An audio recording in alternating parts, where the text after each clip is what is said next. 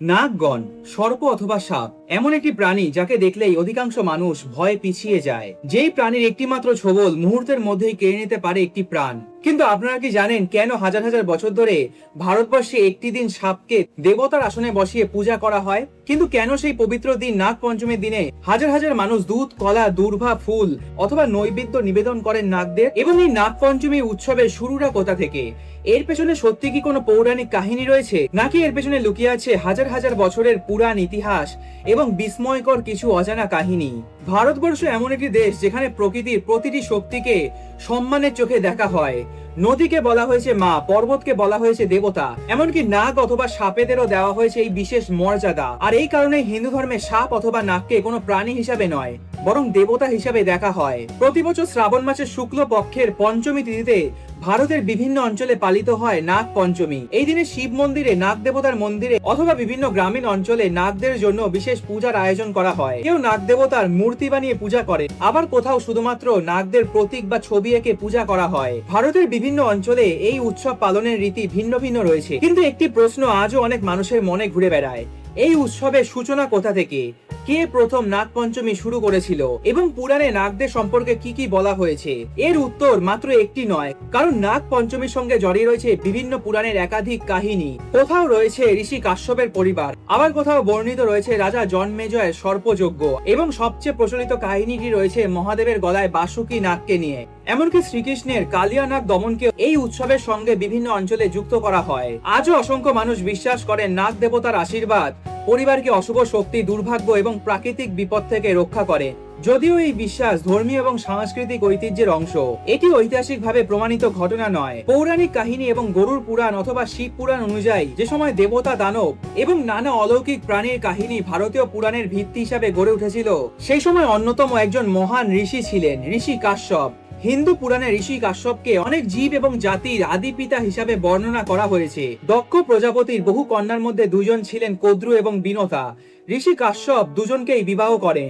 একদিন ঋষি কাশ্যপনি কদ্রু এবং বিনতার সেবায় সন্তুষ্ট হয়ে তাদের দুজনকেই বর দিতে চাইলেন, এবং এর ফলে দুজনেই ভিন্ন ভিন্ন ইচ্ছা প্রকাশ করলেন। কদ্রু বললেন, আমি 1000 সন্তানের জননী হতে চাই। অন্যদিকে বিনতা প্রার্থনা করলেন, আমি সংখ্যায় কম হলেও মাত্র 2টি সন্তান চাই, যারা শক্তি, জ্ঞান, বল এবং মহিমায় সর্বশ্রেষ্ঠ হবে। ঋষি কাশ্যপ মুনি তাদের দুজনকেই সেই বর প্রদান করলেন।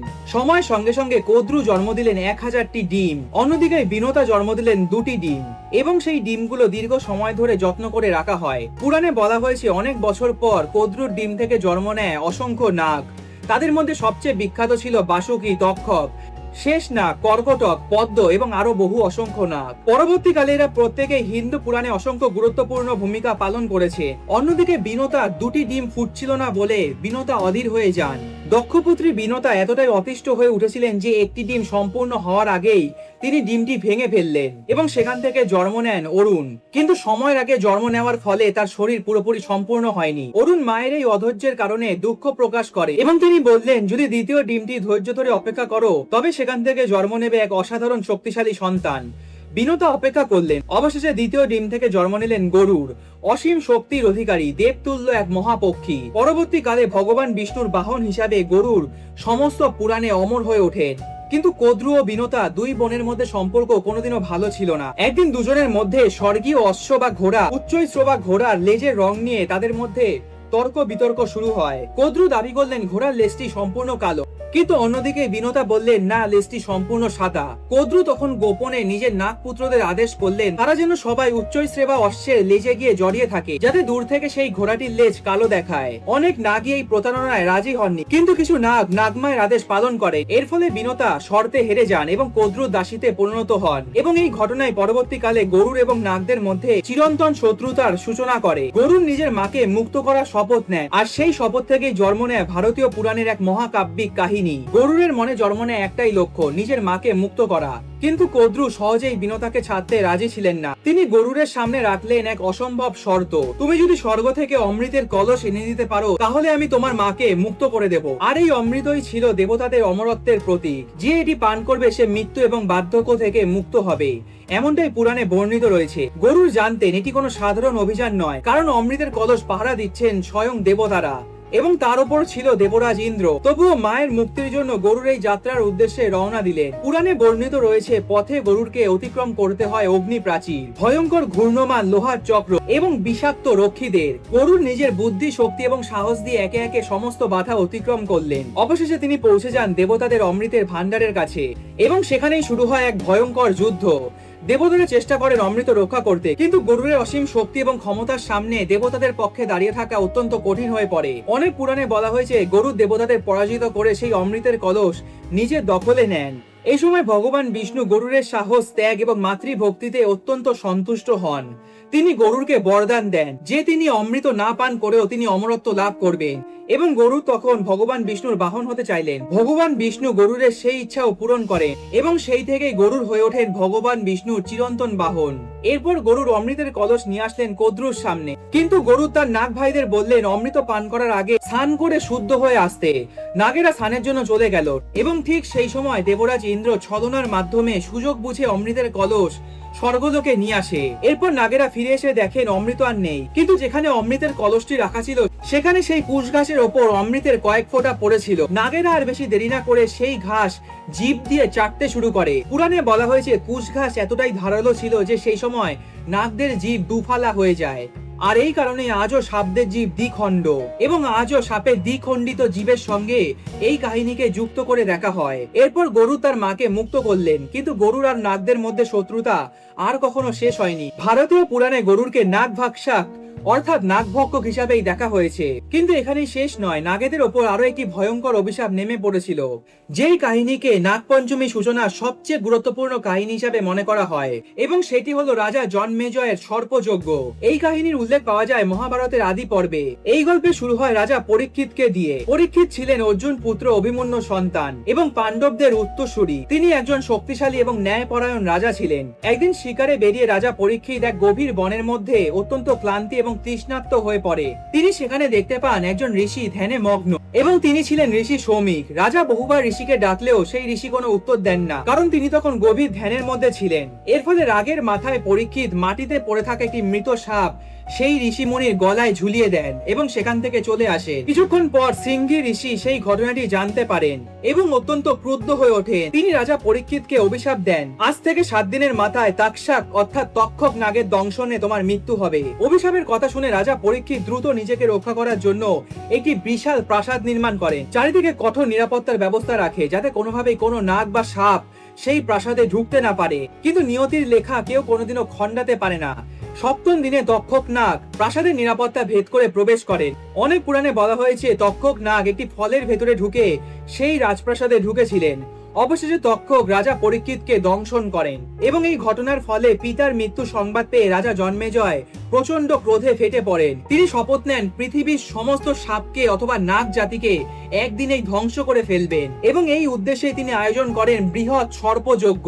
রাজা জন্মেজয় বেদ, পুরাণ এবং মন্ত্রে এতটাই শক্তিশালী ছিলেন যে যজ্ঞ শুরু হতেই এক অদ্ভুত দৃশ্য চোখে পড়ে। যজ্ঞের অগ্নিশিখা এমন ভাবে শক্তিশালী হয়ে উঠলো যে চারিদিকের অসংখ্য নাগ আকাশ থেকে সেই যজ্ঞের আগুনে পড়তে লাগলো। একের পর এক অসংখ্য নাগ সেই অগ্নিকুণ্ডে পতিত হতে লাগলো এবং ভস্মীভূত হয়ে যাচ্ছিল। পুরাণে বলা হয়েছে এই ঘটনার ফলে নাগদের অস্তিত্ব প্রায় শেষ হয়ে গেছিল। ঠিক সেই সময় তক্ষক নাগ নিজেকে বাঁচানোর জন্য দেবরাজ ইন্দ্রের শরণাপন্ন হয়, কিন্তু সেই যজ্ঞের শক্তি এতটাই প্রবল ছিল যে তক্ষক সহ দেবরাজ ইন্দ্রের সিংহাসন সহ তক্ষক নাগকে সেই অগ্নিকুণ্ডের দিকে টেনে আনতে শুরু করে। মনে হচ্ছিল সেদিনই আর কিছুক্ষণের মধ্যেই সমস্ত নাগ বংশের ধ্বংস হয়ে যাবে। আর ঠিক সেই সময় উপস্থিত হন একজন তরুণ ঋষি, ঋষি আস্তিক। তিনি ছিলেন ঋষি জরৎকারু এবং নাগকন্যা জরৎকারীর পুত্র, অর্থাৎ মানুষ এবং নাগ বংশ দুই বংশেরই প্রতিনিধি। আস্তিক রাজা জন্মেজয়ের কাছে একটি মাত্র বর চান। তিনি বলেন সর্পযজ্ঞ বন্ধ করতে।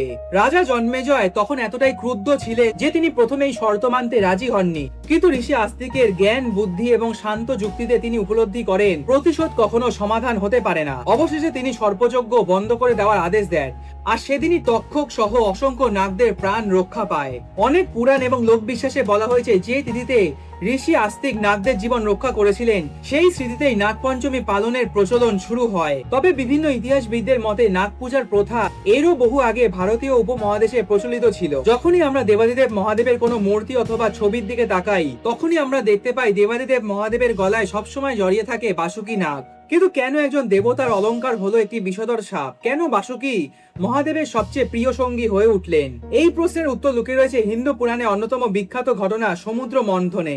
পুরাণে বলা হয়েছে একসময় দেবতারা ঋষি দুর্বাসার অভিশাপে তাদের শক্তি এবং ঐশ্বর্য হারিয়ে ফেললেন। এর ফলে অসুরদের বিরুদ্ধে তারা যুদ্ধে জিততে পারছিলেন না। তখন ভগবান বিষ্ণুর পরামর্শে দেবতারা একটি সিদ্ধান্ত নেন, ক্ষীরসাগর মন্থন করবেন। কারণ বিশ্বাস করা হতো ক্ষীরসাগর মন্থন করলেই অমৃতের কলস বেরিয়ে আসবে, আর সেই অমৃত পান করলেই দেবতারা আবার শক্তি ফিরে পাবে। কিন্তু এত বড় বিশাল সমুদ্র মন্থন করা হবে কিভাবে? মন্থনের দণ্ড হিসেবে ব্যবহার করা হয়েছিল মন্দর পর্বতকে, আর দড়ি হিসাবে নির্বাচিত করা হলো বাসুকি নাগকে। পুরাণে বর্ণিত আছে সমুদ্র মন্থন যে সময় শুরু হয়েছিল সে সময় প্রতিবার টান দেওয়ার সঙ্গে সঙ্গে বাসুকির শরীরে অসহ্য যন্ত্রণা হতে লাগলো এবং ঘর্ষণের তাপে তার মুখ থেকে বেরিয়ে আসলো বিষধর ধোঁয়া। অনেক পুরাণে বলা হয়েছে অসুররা বাসুকির মুখের দিকে দাঁড়িয়েছিল এবং দেবতারা বাসুকির লেজের দিকে, যার ফলে অসুররা সেই বিষাক্ত ধোঁয়ায় কষ্ট পেতে শুরু করে। সমুদ্র মন্থন চলতে চলতে একের পর এক মূল্যবান রত্ন এবং দিব্য অলৌকিক দেবদেবী উঠে আসে। অবশেষে উঠে আসে হলাহল বিষ। সেই বিষের তাপ এতটাই তীব্র ছিল যে মুহূর্তের মধ্যেই সৃষ্টিকে ধ্বংস করে ফেলতে পারত।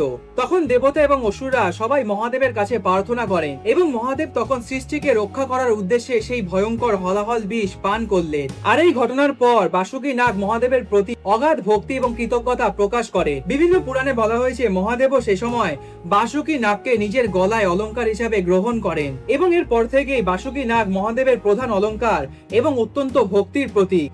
নাগপঞ্চমীর সাথে জড়িয়ে থাকা আরো একটি বিখ্যাত গল্প হলো শ্রীকৃষ্ণ এবং কালিয়া নাগের গল্প। ভারতের বহু অঞ্চলে বিশ্বাস করা হয় নাগপঞ্চমীর দিনে শ্রীকৃষ্ণ কালিয়া নাগকে দমন করেছিলেন এবং এই ঘটনাও স্মরণ করা হয়।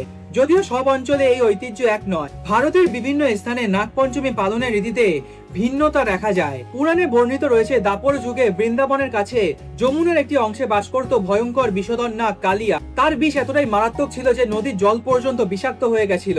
এমনকি সেই বিষের তাপে পাখিরা আকাশ থেকে পড়ে মারা যেত এবং এর সাথে নদীর কোনো প্রাণীও বেঁচে থাকতে পারছিল না। সমস্ত বৃন্দাবনে ভয়ের পরিবেশ সৃষ্টি হয়। কিন্তু প্রশ্নটি হলো কালিয়া নাগ যমুনা এলো কি করে? এর পেছনেও রয়েছে গরুরের কাহিনী। ভগবত পুরাণ অনুযায়ী কালিয়া বাস করত রমণক দ্বীপে, কিন্তু গরুরের সাথে শত্রুতার কারণে সে প্রাণ বাঁচিয়ে সেখান থেকে পালিয়ে আসে। যমুনা নদীতে এমন একটি গুপ্ত স্থান রয়েছে যেখানে ঋষি সৌভরীর অভিশাপের কারণে গরুর প্রবেশ করতে পারে না, আর সেই স্থানকেই কালিয়া নিজের আশ্রয় বানিয়ে নেয় এবং সেই স্থান থেকেই কালিয়া নাগের বিষ চারিদিকে ছড়িয়ে পড়ে।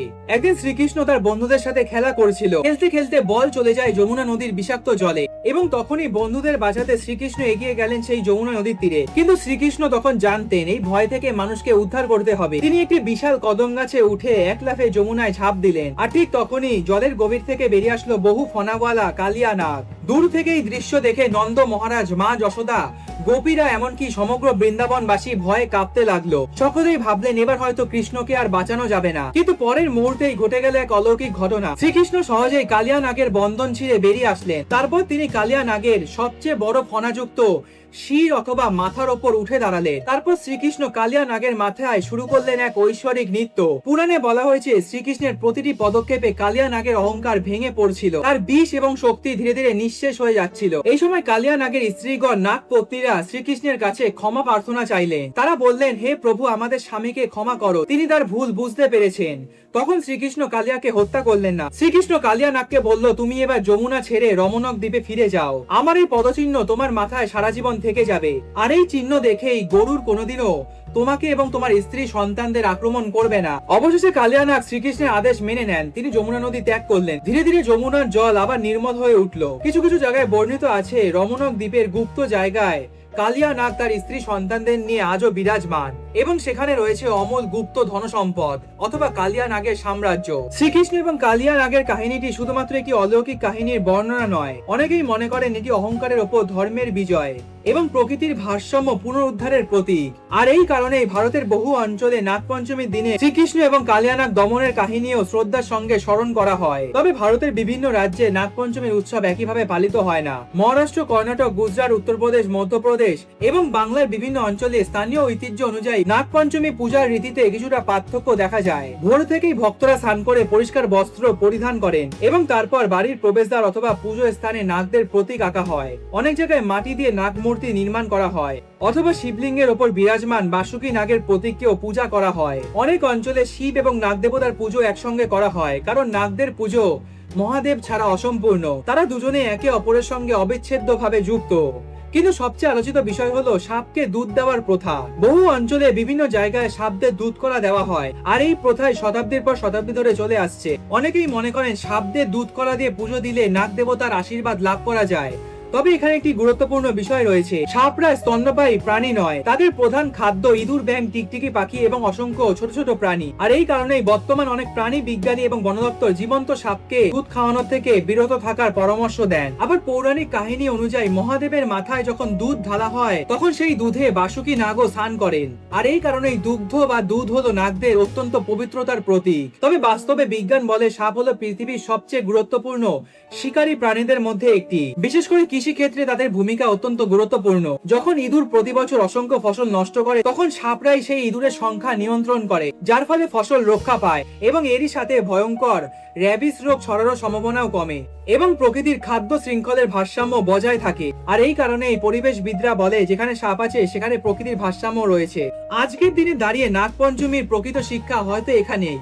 অন্ধবিশ্বাস নয় বরং প্রকৃতির প্রতি শ্রদ্ধা, ভয় নয় বরং সাপদের প্রতি সম্মান এবং শ্রদ্ধা, এবং ধ্বংস নয় সংরক্ষণ। তবে নাগপঞ্চমীকে নিয়ে এই দীর্ঘ কাহিনীর শেষে একটা প্রশ্ন রয়েই যায়। পুরাণে নাগদের কখনো দেখানো হয়েছে দেবতা হিসাবে, আবার কখনো দেখানো হয়েছে পৃথিবীর রক্ষক হিসাবে, আবার কখনো অহংকার, শক্তি এবং রহস্যের প্রতীক হিসাবে। মহাদেবের গলায় বাসুকি, ভগবান বিষ্ণুর শয্যা অনন্ত বা শেষনাগ এবং শ্রীকৃষ্ণর কালিয়া দম অথবা রাজা জন্মেজয়ের সর্পযজ্ঞ, প্রতিটি কাহিনীর মধ্যেই লুকিয়ে রয়েছে এক গভীর শিক্ষা। এবং সেই শিক্ষা হলো প্রকৃতির প্রতিটি প্রাণীরই একটি করে ভূমিকা রয়েছে। মানুষের কাছে যে প্রাণী ভয়ঙ্কর, প্রকৃতির কাছে সেও সমান এবং গুরুত্বপূর্ণ।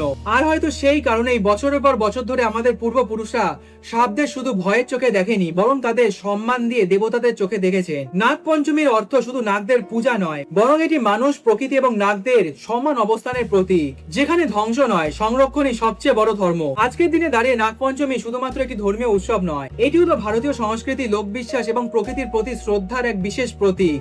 আর এই ছিল নাগপঞ্চমী নানা রকমের ইতিহাস ভিত্তিক, রহস্যময় এবং অলৌকিক কাহিনী। আপনারা কি জানেন নাগ দেবতা অথবা মনসা মায়ের পুজো করলে ধনসম্পদ এবং শ্রী বৃদ্ধি পায় এবং সেই ধনসম্পদের রক্ষা করেন স্বয়ং নাগেরা? আজকের এই ভিডিওটি যদি ভালো লেগে থাকে তাহলে অবশ্যই ভিডিওটিকে লাইক করবেন, কমেন্ট করে জানান আপনাদের মতামত এবং ভিডিওটি শেয়ার করে দিন আপনাদের বন্ধু বান্ধব, পরিবার পরিজনদের সাথে, যাতে তারাও এই রহস্যময় অলৌকিক কাহিনীগুলি জানতে পারে। আমি সুপ্রিয় ছিলাম আপনাদের সাথে। খুব শীঘ্রই দেখা হবে পরবর্তী একটি নেক্সট এপিসোডে। ভালো থাকবেন এবং সুস্থ থাকবেন।